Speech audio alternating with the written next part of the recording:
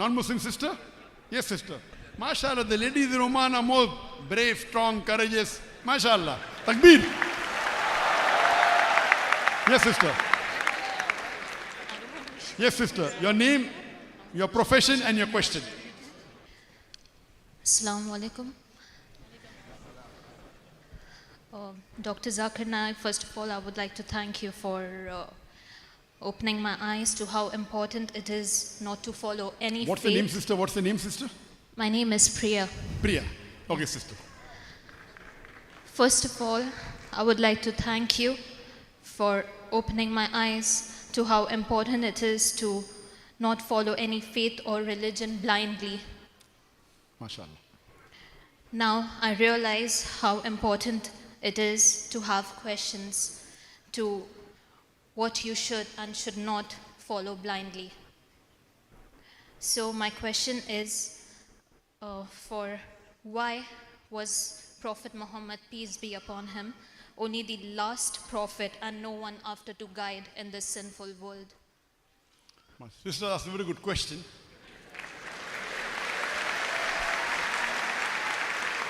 That why Prophet Muhammad, peace be upon him, was the last and final messenger. Why will no other messenger come after him? That's a very good question.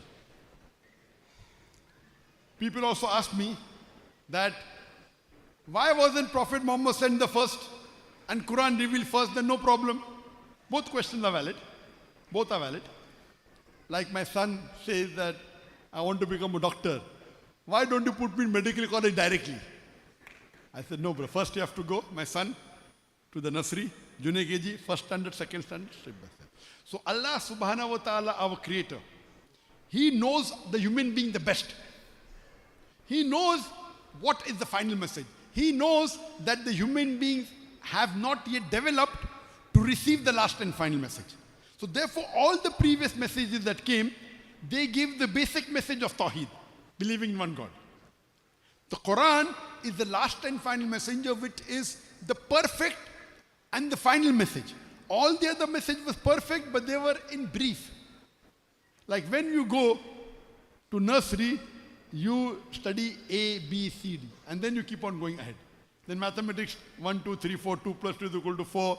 Then you study other things, multiplication, division, and you keep on evolving. Similarly, Allah subhanahu wa ta'ala knew that when human beings were there, first He gave them simple message depending upon the development. And Allah thought 1400 years ago was the right time that now human beings have developed to assimilate the Quran.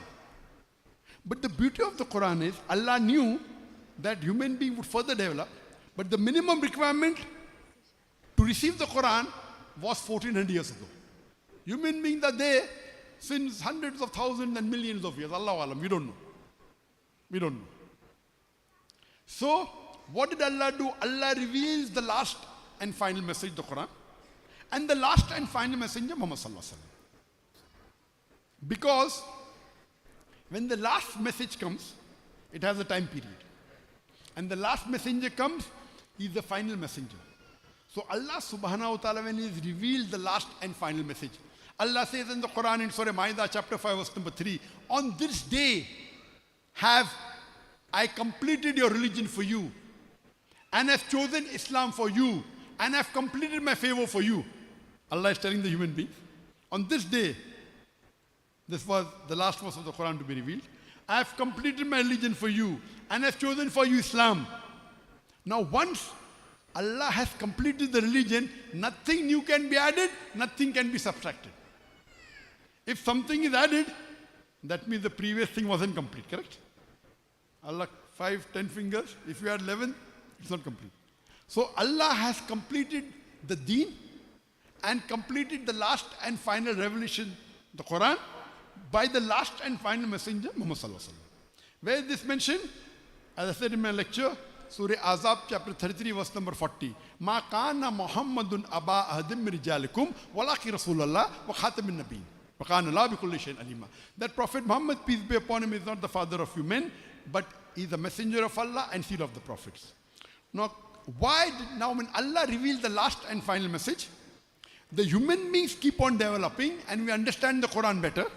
Science has developed, The way we understand the Quran now, we understand a little bit better of the Quran because science has developed. But the message is the same.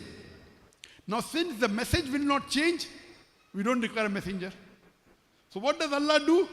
Allah tells the Muslim, it is your duty now to deliver the message.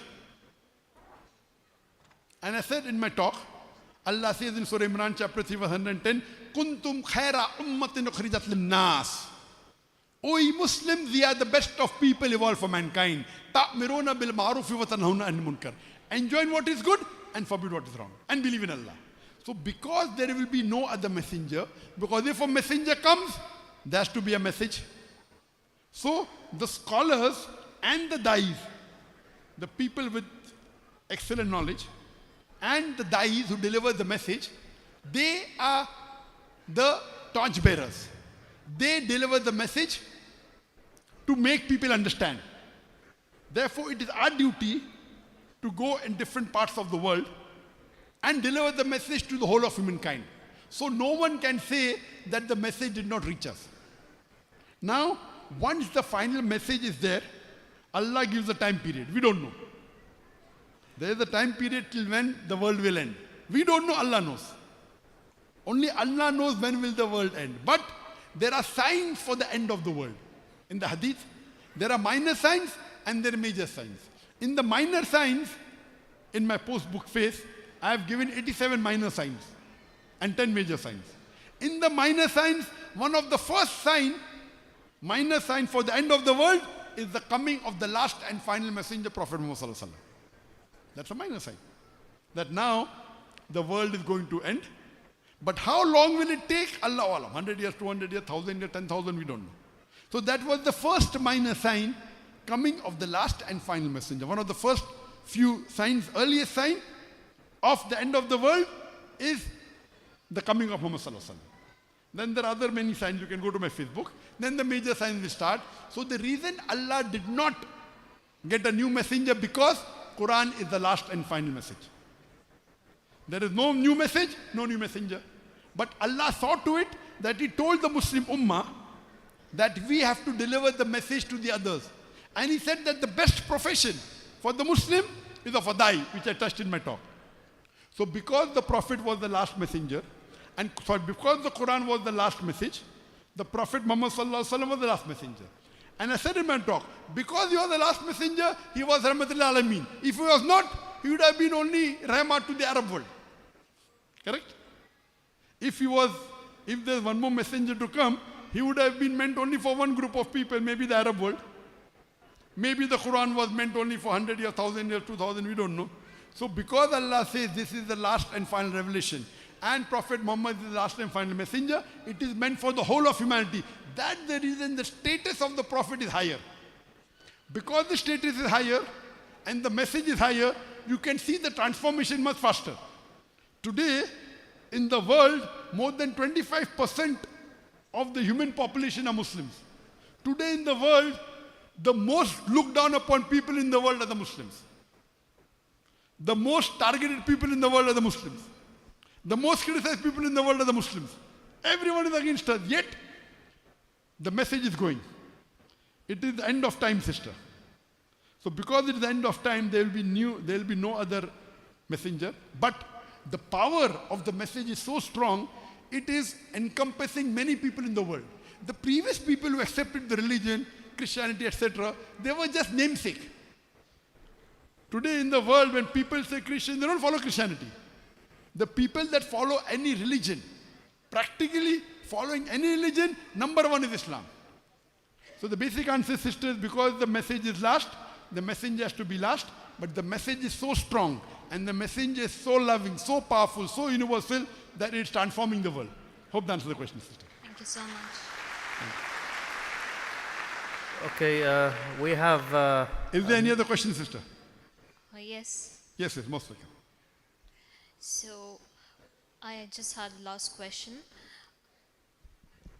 Why did Allah create this world and put us through this test when He had to end the world again? Sister asked another important question, that why did Allah create this world? and put us into it? Why? If he has to end it. The answer to this question is given in Surah Dhariyat, chapter number 15, verse 50. It says, وَمَا خَلَقْتُ الْجِنَّ إِلَّا لِيَعْبُدُونَ وَمَا خَلَقْتُ الْجِنَّ وَالْإِنسَ إِلَّا لِيَعْبُدُونَ. That we have created not but the men and the jinn, but to worship me. This life history is the test for the hereafter. Allah says in the Quran in Surah Mulk, chapter number 67, verse number 2, الَّذِي خَلَقَ الْمَوْتَ وَالْحَيَاةَ. It's Allah who has created death and life to test which of you is good indeed. So this life history is the test for the hereafter. Like you asking a teacher, why are you taking examination? In the examination, sister, some people pass, some people fail, correct? So if you follow the guidelines of the teacher, you will pass. If you don't follow, you will fail. So the teacher is testing who is worth passing. So Allah subhanahu wa ta'ala, it's mentioned in the Quran, asked, who would like to undergo this test? Allah says in the Quran, we human beings were fools to accept it. The mountains shuddered, we will not accept. So Allah says, who would like to undergo this test? Of course, you and I don't remember. Correct? You and I don't remember. On the day of judgment, again we'll remember. So Allah says in the Quran that the mountains shuddered. We human beings were fools who accepted the challenge. If you pass, you become higher than the angels. You know, angels are a creation of Allah who follow everything what Allah says. They have no option. So if they have no option, they cannot go against. So what is great? They are following Allah. They are good. So if human beings who have been given the option to go against Allah or follow the commandment of Allah, we have a free will. If we follow the commandment of Allah after being given a free will, then we become higher than the angels. If we don't follow, we go below.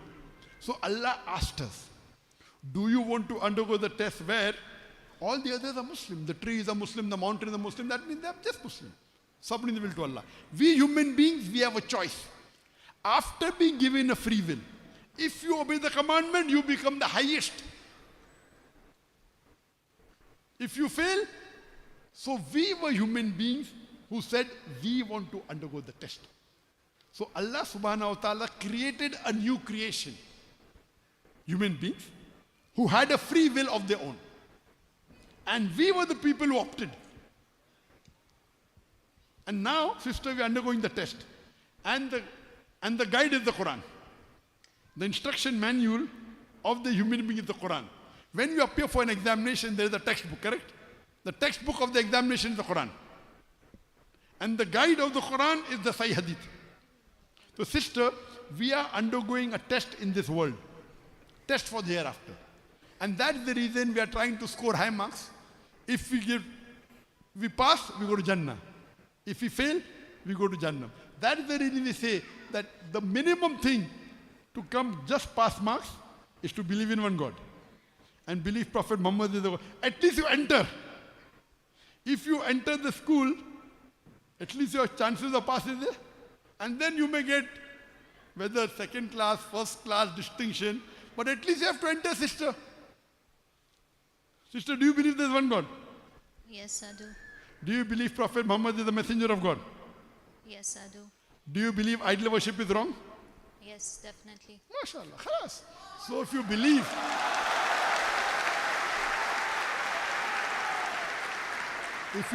that there is one God, and you believe idol worship is wrong, and you believe that Prophet Muhammad, peace be upon him, is the messenger of Allah, then according to me, you're a Muslim. Sister, would you like to say the Shahada? Would you like to say it in Arabic? There are tears of joy, sister. Would you like to enter the fold? According to me, you're already a Muslim. Would you like to proclaim it? Yes. Yes? MashaAllah. Takbir.